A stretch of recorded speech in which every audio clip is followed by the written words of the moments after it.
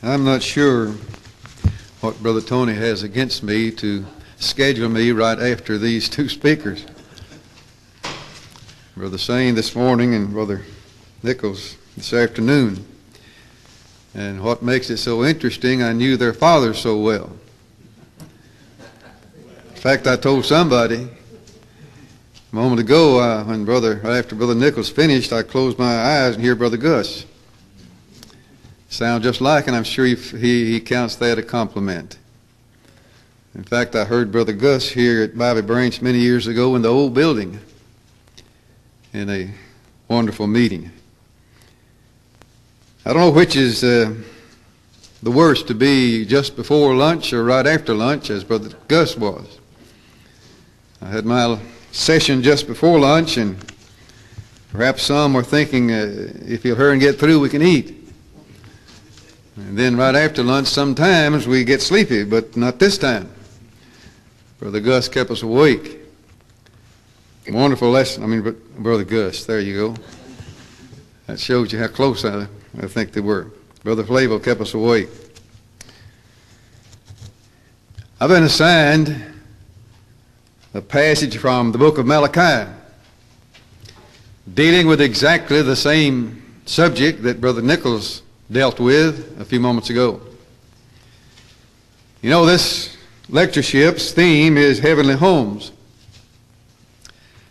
Many times when we perform marriage ceremonies, we use the term that we're bringing the two together, join them together in the bonds of holy matrimony. Now, of course, when you say holy matrimony, you're speaking a great truth, because the idea of heavenly homes is indicative of the fact that the home had its design and origin in heaven. That's where it came from. However, the maintenance of that home has to be carried on by the two individuals that become a part of the bonds of holy matrimony. This is indeed a timeless subject in our day. Any day for that matter, but in our day, it is a timeless subject. We need to deal with it more. I remember when I was at West Sparta some years ago, we had as our purpose every year, at least one quarter, every class from preschool up to the adult had lesson on the home for a full quarter. I don't know whether they're still doing that or not, but I believe every congregation ought to have that as their aim, to teach the lessons on the home, at least a quarter every year. And if they did, I'm sure they would see some changes in the home and marriage relationships as they exist today. Let's read these verses now from Malachi, the 2nd chapter. Malachi is the last book, of course, in the Old Testament. And it's my position that it is really the last book, the last of the prophecies. Some of the prophets, it is said, they may be out of order in the Old Testament, but I believe Malachi is right where it should be, at the end of the Old Testament. And he is speaking or prophesying or teaching concerning the children of Israel. However, it was now just Judah. If you notice in the very first verse, he calls it Israel. Then over in verse 11 of chapter 2, it's Judah. So Judah, later on in history, after the 10 northern tribes were annihilated, Israel referred to Judah. And so that is the place where we're beginning. We'll begin with the 11th verse. My assignment was 14th and 15th verse. But we need to get the connection. Judah hath dealt treacherously, and an abomination is committed in Israel and in Jerusalem. For Judah hath profaned the holiness of the Lord, which he loved, and hath married the daughter of strange God, of a strange God. A strange God, or an idol, was the father-in-law of those people that married these strange women. Had you ever thought about that? That's what it amounts to. The Lord will cut off the man that doeth this, the master and the scholar, that is everyone, no one is accepted. The master and the scholar out of the tabernacle of Jacob, and him that offereth an offering unto the Lord of hosts. And this have ye done again, covering the altar of the Lord with tears, with weeping, with crying out, insomuch that he regardeth not the offering any more, or receiveth it with goodwill at your hand. Yet ye say, wherefore? Well, what were they saying? Why? Well, here's the answer. Because the Lord hath been witness between thee and the wife of thy youth, against whom thou hast dealt treacherously, yet is she thy companion. Now that could be translated more correctly. She is thy companion. That's what it means. And the wife of thy covenant. Now God sets the stage here for us, even in the close of the 20th century, in regard to the lesson of a marriage relationship, even though we'll go way back before Christ. Judah had dealt treacherously and profaned the holiness of the Lord. Two of the worst things, I suppose, the greatest sins that Israel committed in all of the history from Jacob on down. One was murmuring. They were constantly murmuring against God for their lot in life, unjustly, of course. The other was the mixing and mingling and marrying the pagan people. Marriage mixed with pagan and idolatry. Those are the two great sins of the people of Israel and even the people of Judah. But two things now Israel was charged with here: putting away their wives, and secondly, marrying foreign wives. And it says they dealt treacherously. You see, there are two words that stand out in these verses. One is abomination. Now, you can't get any stronger than that, can you? This thing is an abomination. And you deal treacherously by what you're doing in putting away your wives. They were bound by a covenant in their marriage relationship not to mix with other nations. In Exodus 34, as was mentioned a while ago, tells us that. And then we know that because of what Solomon did, I suppose that was the worst place or condition of the people of Israel during Solomon's reign, that he married so many foreign wives that God was so upset with him that he divided the kingdom. When Solomon died, the kingdom was divided. And the reason it wasn't divided before he died was because of the influence of David. You know, he said to Solomon, I'll not do this during your lifetime because of thy father David. Now, does not this remind us of the influence that righteous people have on God? That David had an influence on God, even though in our lesson before lunch we learned about his terrible sin. And yet God spared the kingdom under Solomon as long as Solomon lived because of David. And then after Solomon was to die, he said, I'll not completely destroy it. I'll leave a remnant or a portion. Why? Because of David. But the point I'm making is that Solomon, he married foreign wives. And as a result of that, the kingdom was divided when he died. God would cut them off, that passage says, from their offerings that they were offering. Now, notice what they said, wherefore? Why? Now, if you read the first chapter of Malachi, I believe you'll find out that the people of Israel or Judah argued with God. Why are you doing this? What have we done? Now, they knew what they'd done, and they knew why God was doing it, but that's what they said there in verse 14. Yet ye say, why? Wherefore? Why will you not receive our offerings anymore? And it seems that the altar on which they were offering their offerings was covered with tears from, no doubt, the wives that they'd put away. Isn't that what is indicated there?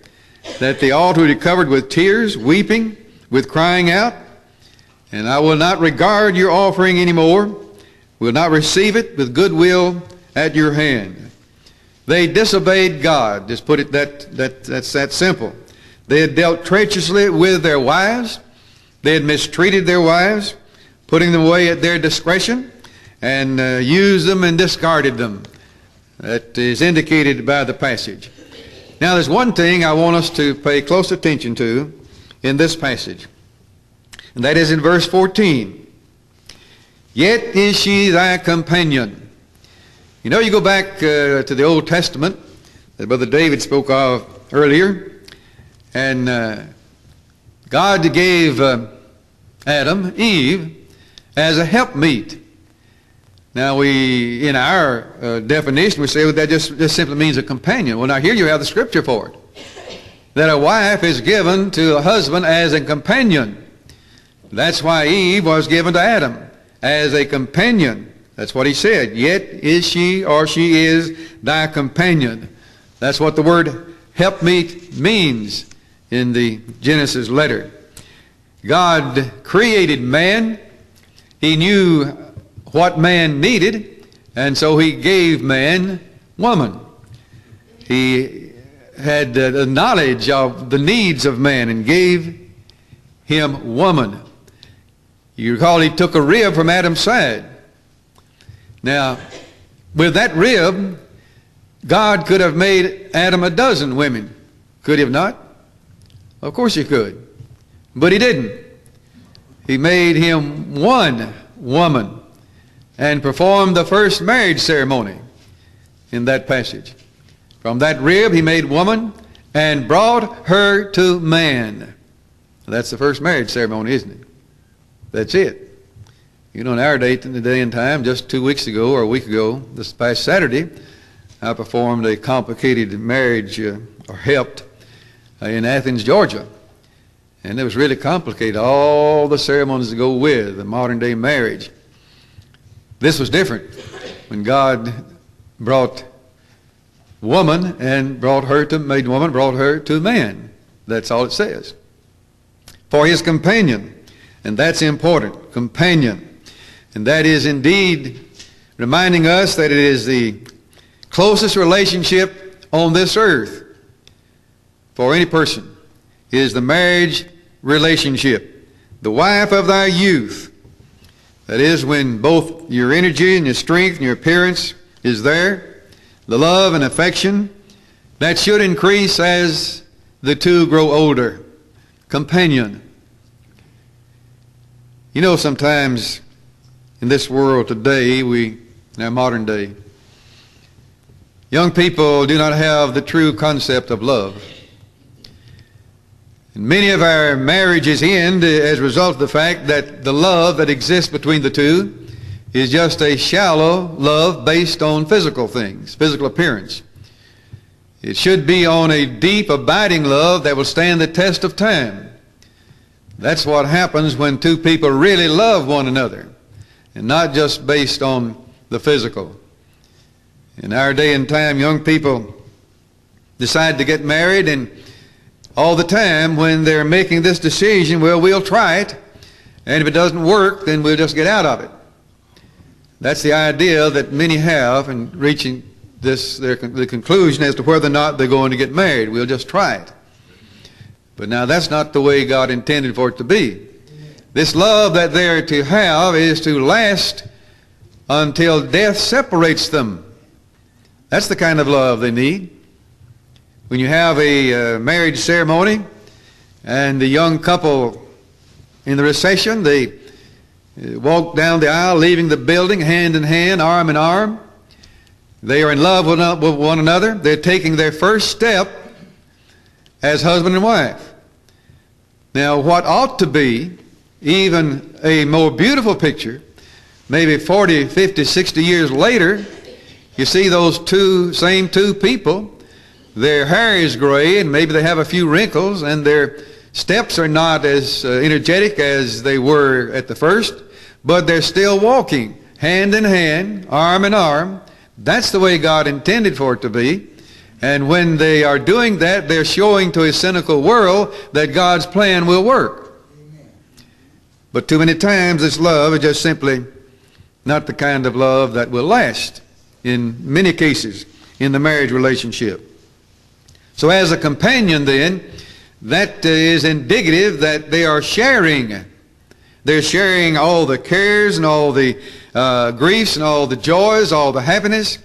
That is the true picture of a marriage relationship, is sharing the cares. Well, now you just think about it.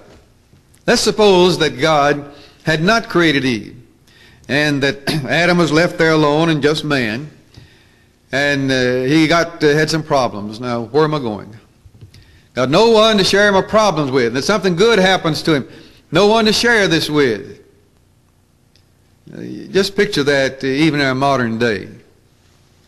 An individual living by themselves, or as some have experienced, losing their wives or their husbands. I've got no one to share this with now. Don't you see the wisdom of God in this? It's a sharing situation. Sharing our sorrows, sharing our happiness, sharing our joys and our cares. That's the idea of companion, isn't it? That's the point that's made here. Your wife is your companion. Someone has analyzed it this way, and let's think about it for a moment.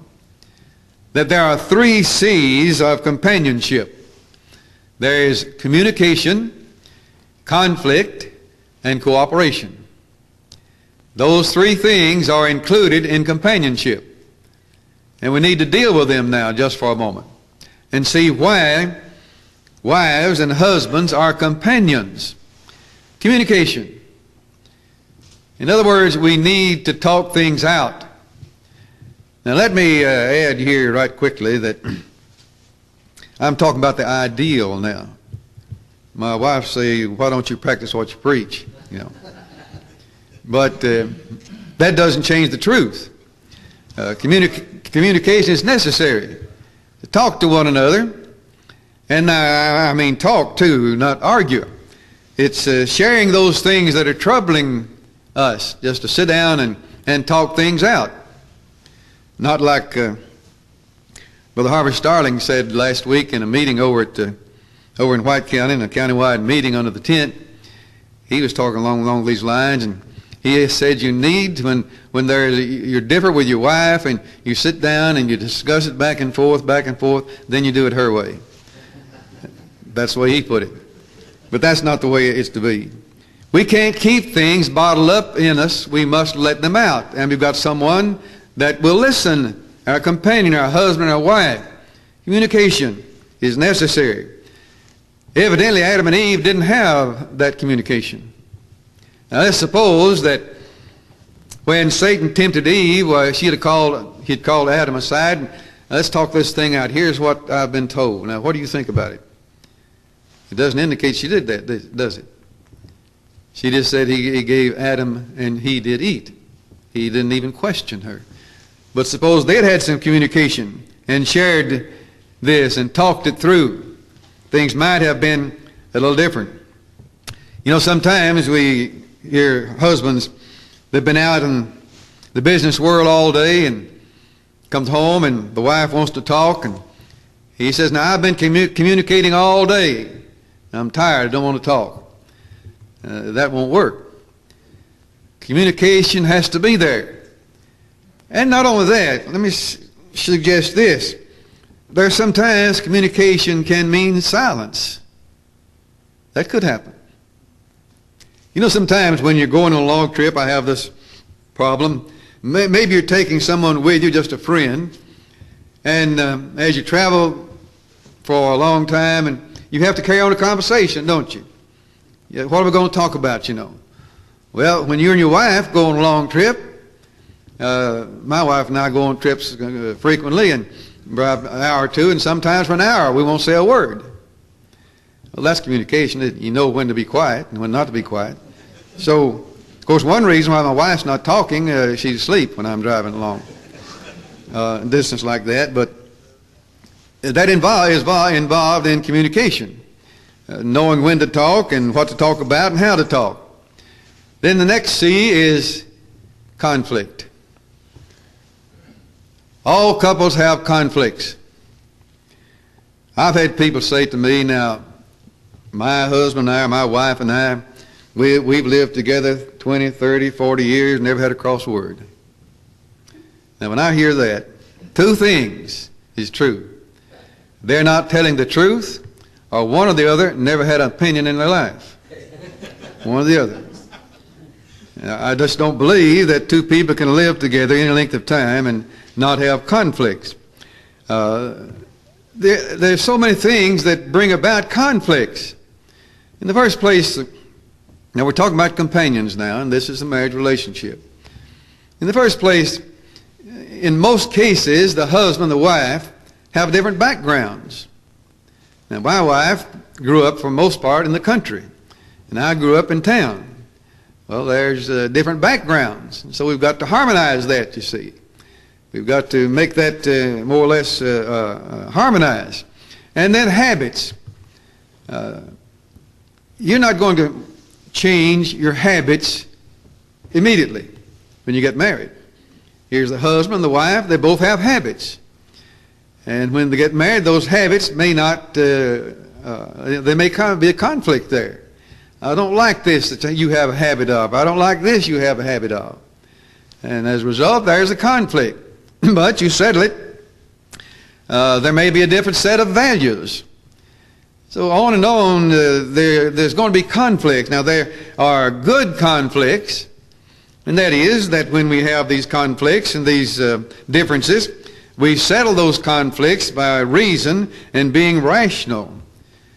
And God has never indicated that every marriage is going to be free of problems. We're going to have problems, but God gives us the strength to overcome those problems as working together and then be made stronger because of them. You see, if everything just went along perfect all the time, it doesn't seem to me it'd be a very enjoyable situation. These conflicts come up, and you solve those conflicts, and you get closer together because of them, you see. So they're going to be, and when the conflicts arise, then work them out together as companions. Then, of course, we have the bad conflicts. Now that ends in name-calling and accusations and loud voices, and that's not communication. That's not settling a conflict. Sometimes pride causes bad conflicts, and that's frequently the root of many marital problems.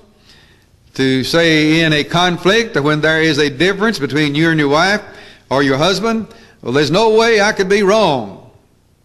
They have to be wrong. There's no way I can be wrong. You see, that's pride, and that causes conflict. And my pride then is more important than this relationship that I'm trying to carry on. That's a bad conflict. And then, of course, selfishness on the part of either one, in that we feel like the world revolves around me, and you're going to have to get in the circle, so to speak. Conflicts must be settled my way. That's a bad conflict, and it'll never work out. And then finally, we have the communication, we have conflicts, then we have cooperation. Now that is one of the great things to make a marriage relation be what it ought to be and last. God has given us a plan for our lives individually. He has given us a plan for our lives as couples, as husband and wife. And He knew what He was doing. And cooperation is one of them. There are some examples in the Bible of cooperation. For instance, Aquila and Priscilla. Had you ever thought about Aquila and Priscilla as husband and wife? And how they cooperated? They cooperated in making a living, didn't they? It says they were tent makers.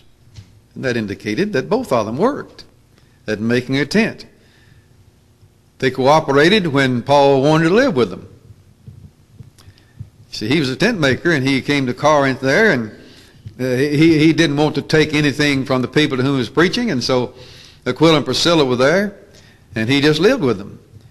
And so Aquila and Priscilla just decided, well, let's just take Paul in. Cooperated. Now you look at that cooperation. what did it result in?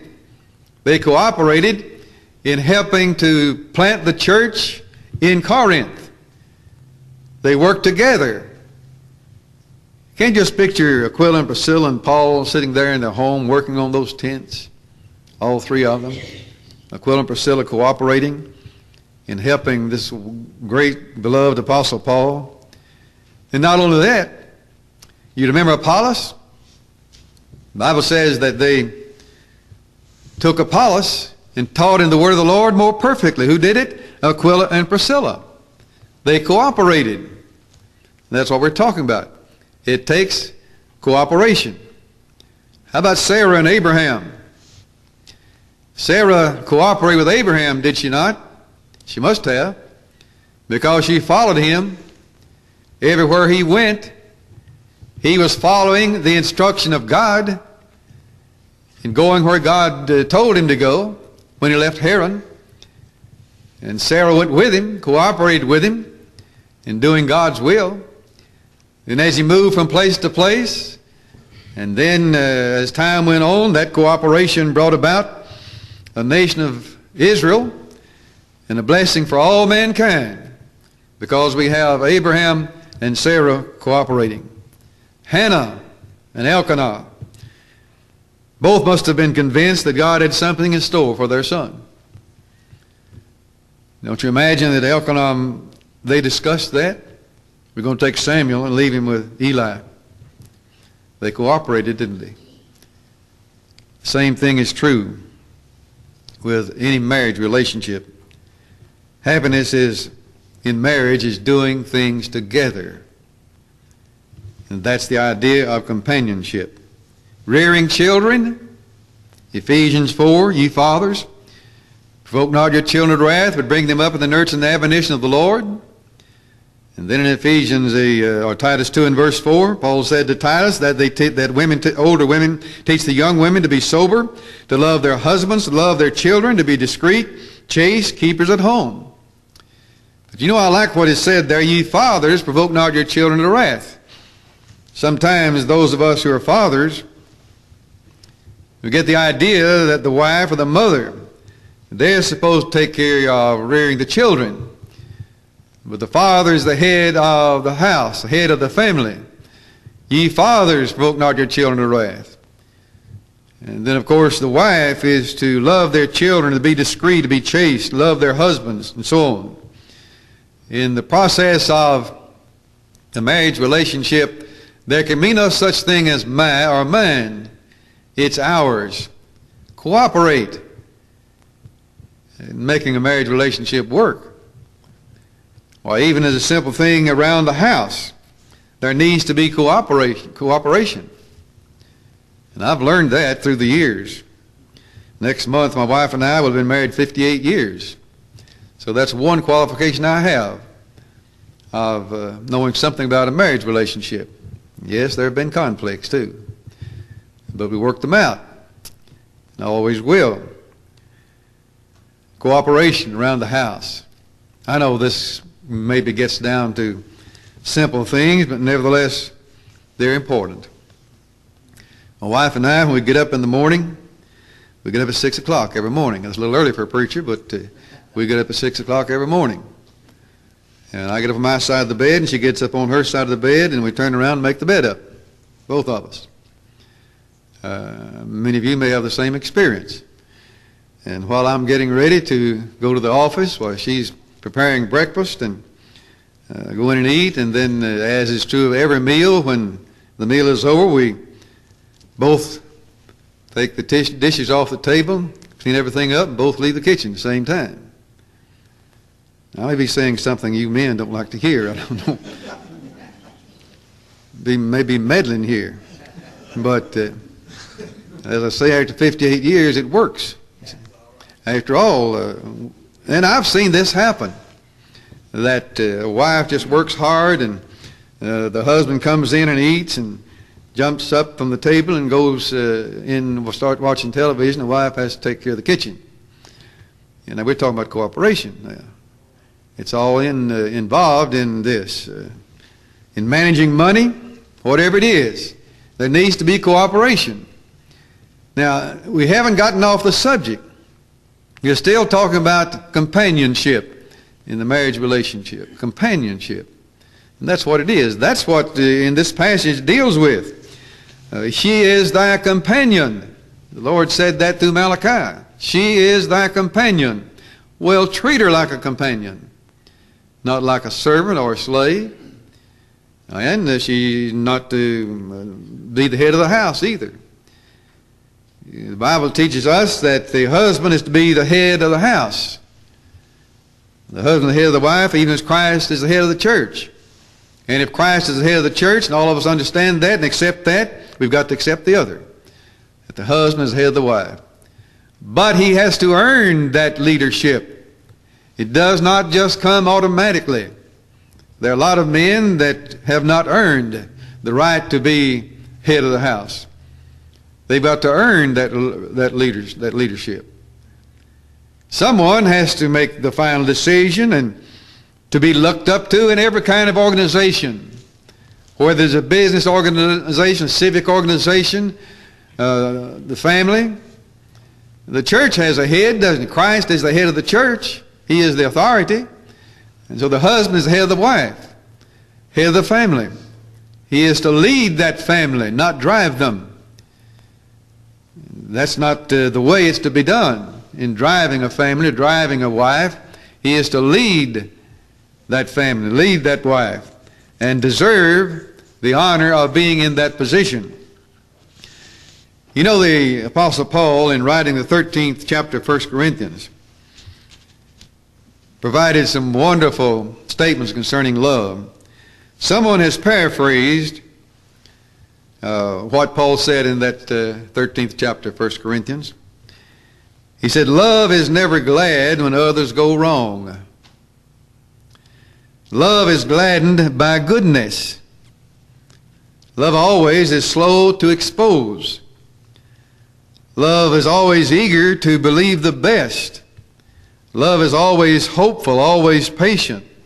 Love never disappears.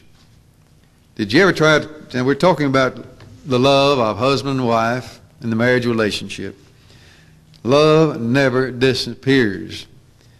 And that's something it's difficult to define, isn't it? To define love. About the only way you can define it, and really it's not a definition, that love seeks the good of the one loved at the expense of one's own welfare. That's about as good as we can get for the definition of love. And so the husband, the wife, seeks the good because of their love for their companion, even to the expense of their own good and welfare. You can't overemphasize the fact that the strongest relationship on this earth, now I'm talking about earthly relationships, and that's something we have not been able to realize yet. The strongest relationship on earth is between the husband and the wife.